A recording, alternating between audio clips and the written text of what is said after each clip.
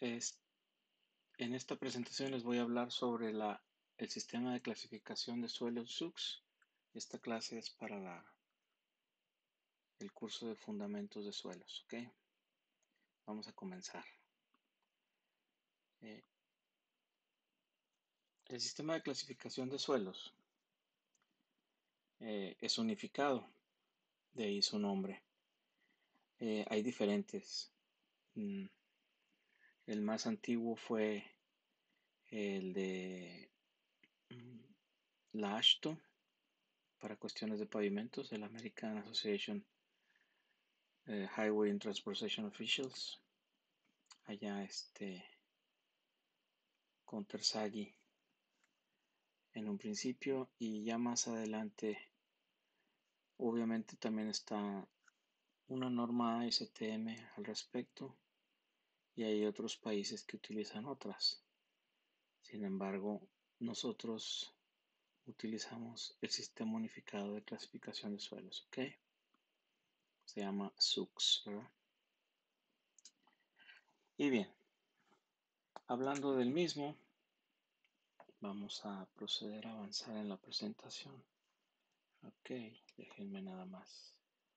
Aquí estamos, ¿verdad? Empezando por la nomenclatura que utilizamos, es conveniente señalar que se tienen las siguientes literales como prefijos, ¿verdad? Para los suelos gruesos tenemos la grava con un G mayúscula, la arena una S mayúscula también. Entonces tenemos gravel, sand, la M de limo, que viene de una palabra sueca, la C de arcilla, por su nombre en inglés de clay o barro, nosotros lo llamamos arcilla, ¿sí? Y el suelo muy orgánico, altamente orgánico, en español se le llama turba, se utiliza en jardinería, ¿verdad? Y en inglés es peat, ¿verdad? De hecho, en el Home Depot lo encuentran como peat moss, ¿verdad? Como si fuera casi musgo, ¿verdad? Entonces los gringos le llaman peat moss a la turba, ¿verdad? Turba orgánica también se le llama, ¿verdad? Y como pueden ver, está clasificado de tamaño de mayor a menor, ¿verdad? La grava es más grande que la arena es más grande que el limo es más grande que la arcilla es la más fina de todos, ¿verdad? La diferenciación con respecto a la turba, pues es que este es un alto contenido de materia orgánica, ¿verdad? Bien, ¿ok? Luego los sufijos de la nomenclatura, ¿verdad? Lo que viene después del prefijo, obviamente, ¿ok? Como les comentaba en la sesión de granulometría, ¿sí? Tenemos suelos gruesos, ya sea gravas o arenas, que pueden ser o bien graduados o mal graduados, de acuerdo a lo que se haya definido en su curva granulométrica, ¿sí? Entonces ya con la pura curva granulométrica ya podemos definir si el suelo es bien graduado, ya sea grava o arena. Entonces puede haber suelos que sean GW o GP, ¿verdad? Y si fuera arena, pues sería SW o SP, según su gradación, ¿ok? Por el contrario, para los suelos finos, ¿sí? Lo que se diferencia, ya una vez que se defina, como vamos a ver en un momento más, si se trata de limos o de arcillas, ¿verdad? Es su plasticidad. También en un momento más definimos qué entendemos por plasticidad, ¿verdad? Entonces puede haber de baja plasticidad y se le pone el sufijo L de low, ¿verdad? Y de alta plasticidad se lleva el sufijo de high, de alta plasticidad, ¿ok? Bien, avanzando en lo siguiente,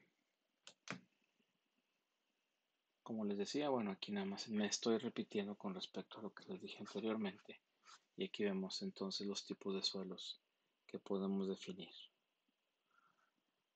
Y como se puede observar, estamos logrando una nomenclatura uniformizada y que ya por los simples códigos que estamos utilizando ya podemos poder describir de qué tipo de material estamos hablando.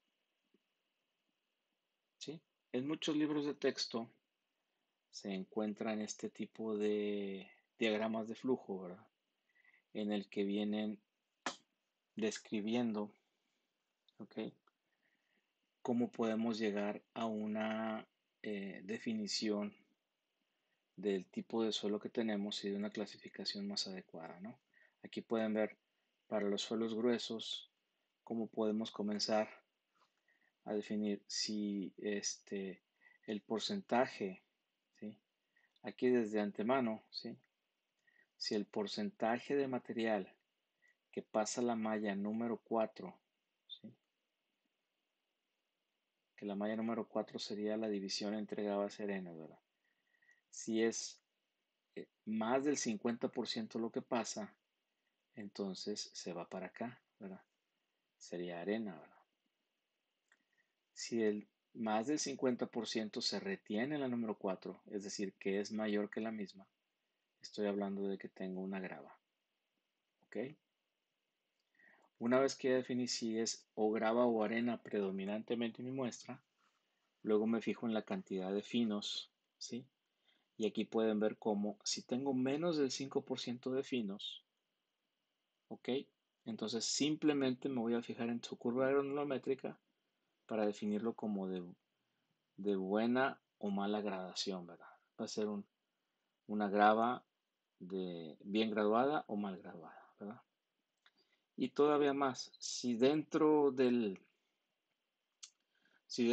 la misma muestra, ¿verdad? Tengo menos del 15% de arena, es grava bien graduada, ¿verdad? Si tengo más del 15% de arena dentro de su composición, ya tengo que bautizarla que es significativa su cantidad de arena y tengo que expresarlo, ¿verdad? Cuando es pobremente graduada igual, si tengo menos del 15%, considero que es más que todo grava. Si tengo más del 15%, considero esa porción de arena significativa y tengo que expresar que es grava, mal grabada, pero con arena, ¿sí? Para los rangos del 5 al 12% de finos, lo más importante es señalar que se llevan una nomenclatura doble, ¿verdad? Como pueden ver aquí, es grava mal graduada con limo, grava bien graduada con limo, grava bien graduada con arcilla, ¿sí? Dependiendo si tenemos limo o arcilla en su composición.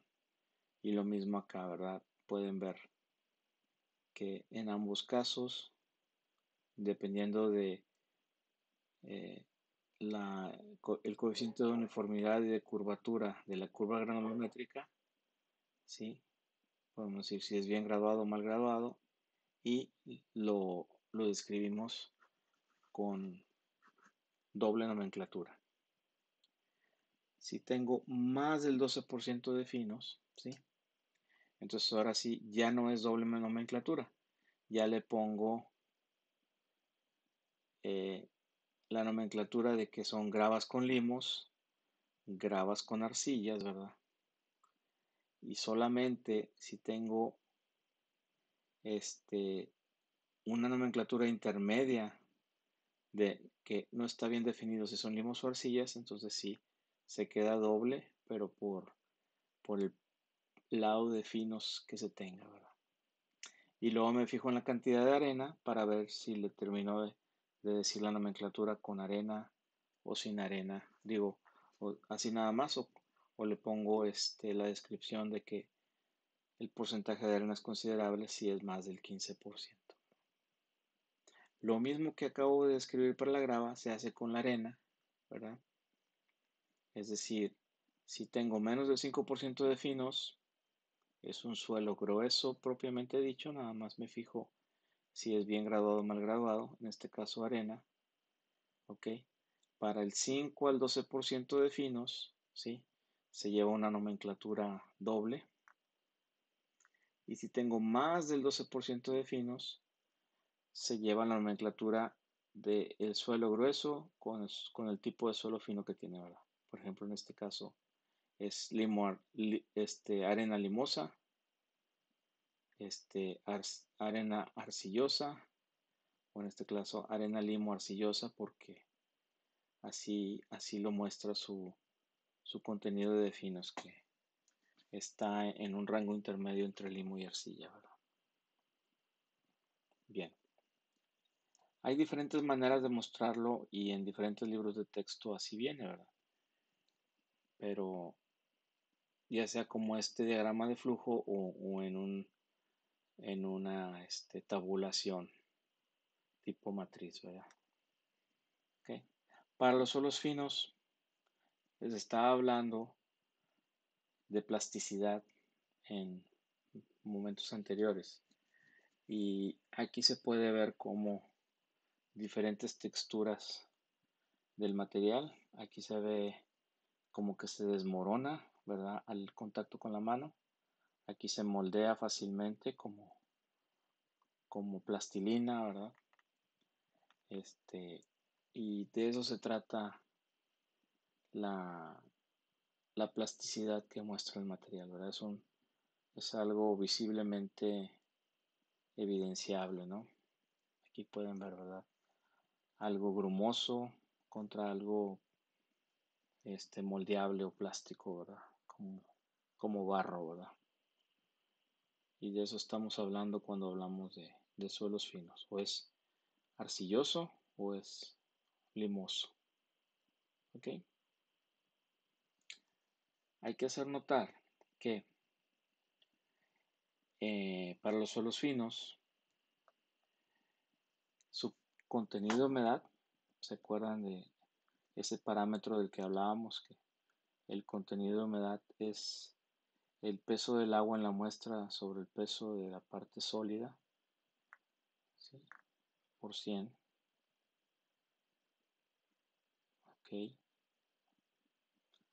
Pues el comportamiento de los suelos finos está directamente relacionado con, con su contenido de humedad. Aquí se puede ver cómo es el mismo material. Esto es la arcilla azul de Boston y estando casi seca resiste todos esos pesos y en estado semilíquido, fluido, como un fluido viscoso, pues es algo que no soporta carga, ¿verdad? Y ya de antemano ya ahí tenemos una evidencia del efecto de el contenido de agua en la muestra, ¿no? ¿Ok? Nosotros usamos para esa distinción del contenido de humedad con comportamiento algo que se le ocurrió a Albert Atterberg y después Casagrande lo vino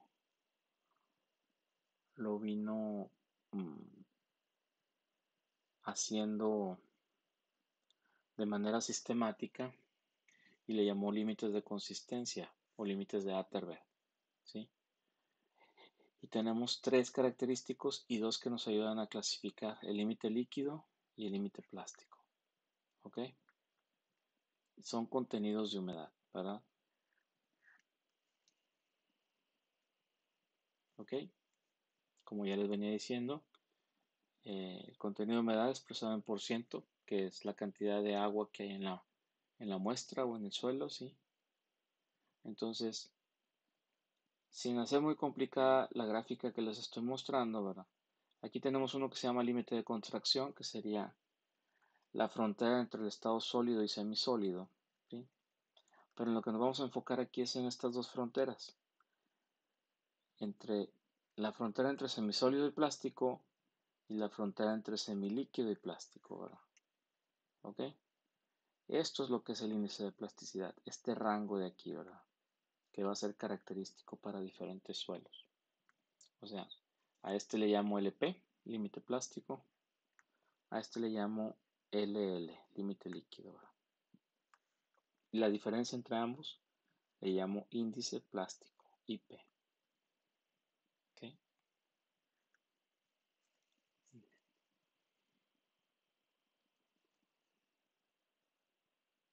Ambos son mediciones arbitrarias que se le ocurrieron a Casagrande para definir de manera metodológica ambos valores, ¿no? Y aquí se puede ver, para el límite líquido se utiliza la copa de Casagrande y para el límite plástico se utilizan unos rollos de 3 milímetros que se, se hacen haciendo rollito con la mano en una superficie de vidrio, ¿sí? Ok, voy a hablar más al respecto que sigue, ¿no? Como les digo, el límite líquido se obtiene con la copa de Casagrande, ¿sí? En esa copa se coloca la muestra y se hace una ranura en el medio de la muestra, como pueden ver en la foto, ¿sí? Con el ranurador que también tiene dimensiones estándar. Y es pues es un crank, ¿verdad? Es una manivela que le da de golpes a la tacita esa, ¿ok? Y después de haber hecho la ranura, se mide el número de golpes con el que se logra unir 13 milímetros ambas mitades, es decir, que aquí en el centro se junten 13 milímetros las comisuras, ¿sí? El límite líquido se define como el contenido de humedad que se necesita para que con 25 golpes se cierre esa media pulgada, ¿ok? Obviamente que no es del todo fácil hacerlo, que coincida que a los 25 golpes consiga yo que me cierre media pulgada, y lo que hago yo es que hago varios intentos de hacer eso, ¿sí? Con, con diferentes contenidos de humedad, ¿sí? Entonces, está lo que se llama la curva de fluidez o curva de flujo, donde por lo menos hago 4 determinaciones o 3 determinaciones, ¿verdad? Grafico los contenidos de humedad para cada uno de mis intentos, ¿verdad? Y voy a correlacionar por medio de esos, ¿verdad? ¿Qué contenido de humedad correspondería al de 25 golpes? En cada uno de esos intentos hago lo mismo, ¿verdad? Y para cada uno de esos intentos separo tantito material y me lo llevo al horno, ¿verdad? En una charolita para poder sacar el contenido de humedad para cada uno de esos intentos, ¿verdad? ¿Cómo manipulo esa consistencia de humedad?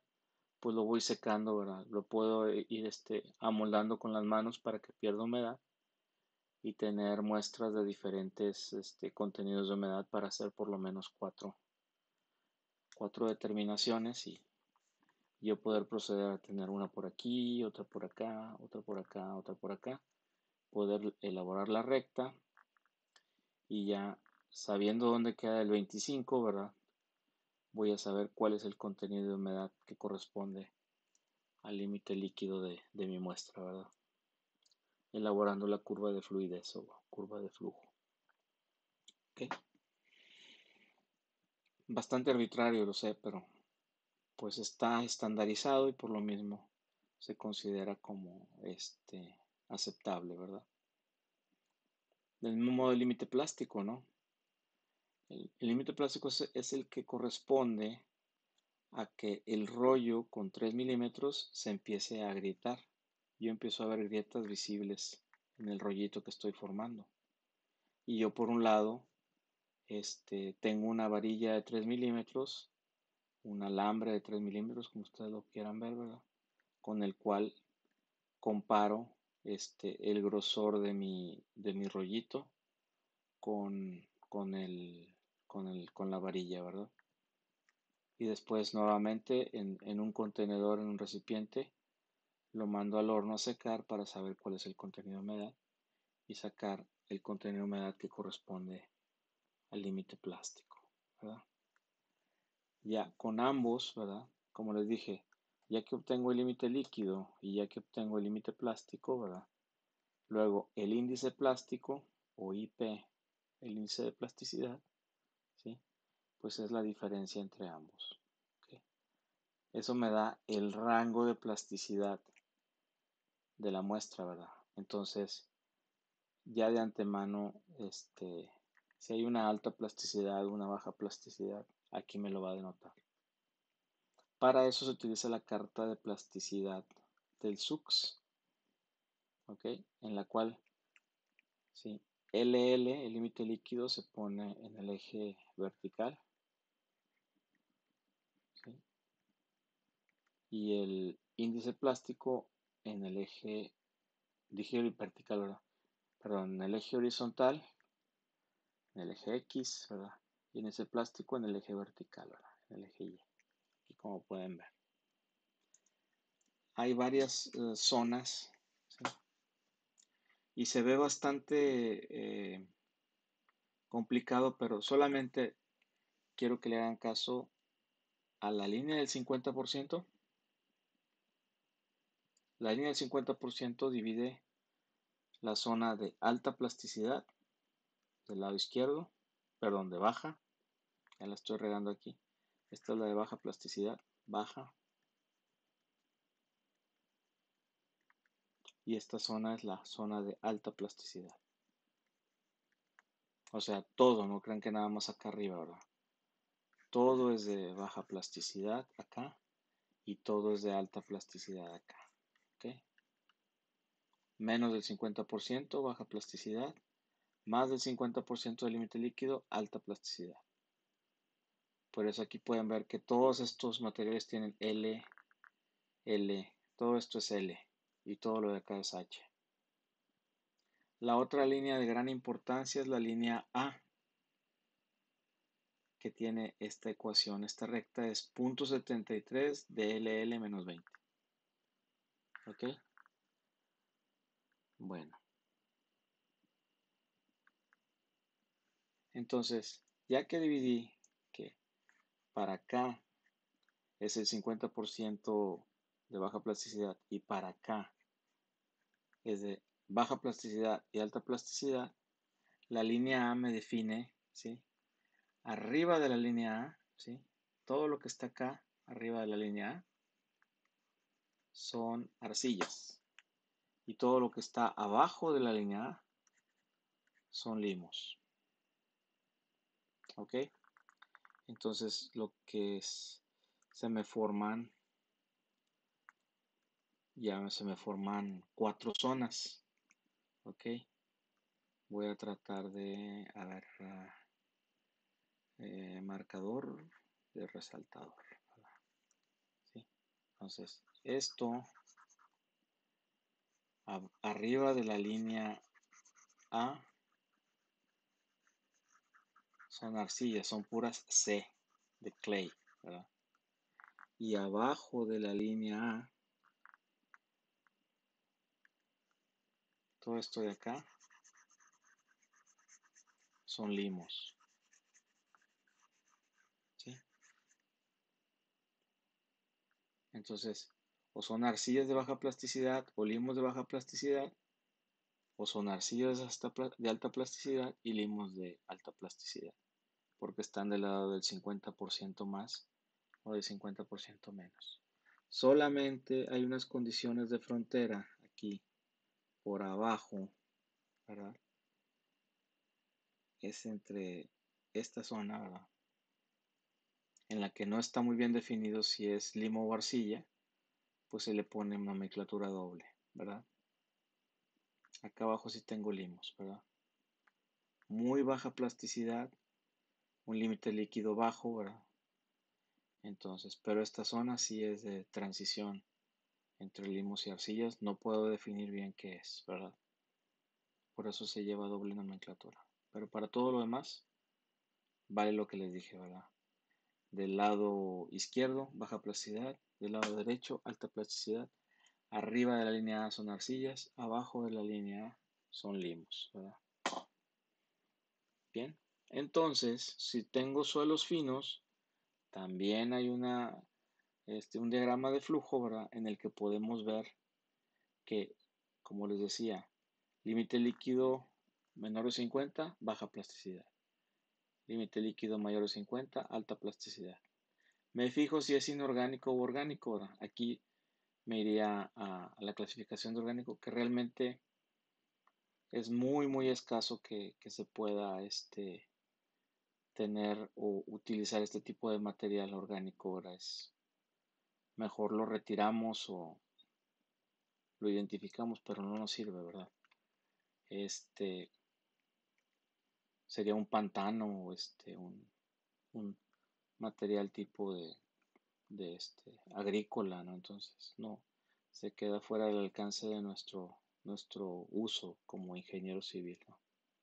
Y aquí pueden ver cómo baja plasticidad, ¿sí? Ya tiene su arcilla de baja plasticidad dependiendo del índice plástico, ¿verdad? Que muestre. La condición de frontera que les digo está entre 4 y 7. ¿Ok? Y si es de alta plasticidad, pues es o CH o MH, ¿verdad?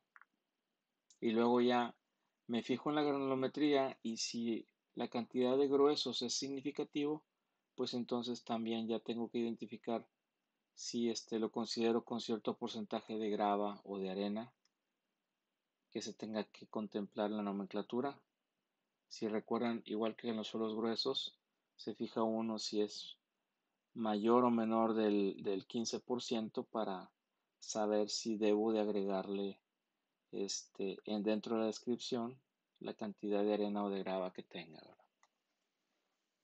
Bien, entonces así a grandes rasgos queda explicada la clasificación SUX, que es de mucha utilidad. Como les decía, es de mucha utilidad porque ya podemos nosotros definir de manera uniforme, unificada, ¿verdad?